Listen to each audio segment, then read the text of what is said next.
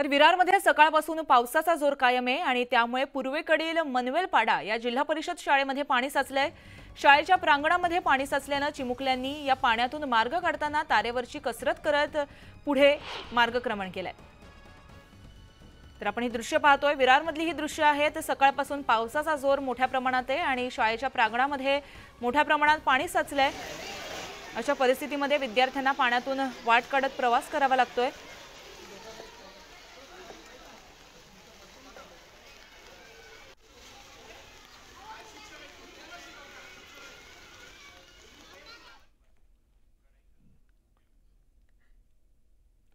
तर विरार नंतर बातमी वसईमधून येते। वसई पूर्वेकडील एव्हरशाईन रस्ता हा पाण्याखाली गेलाय।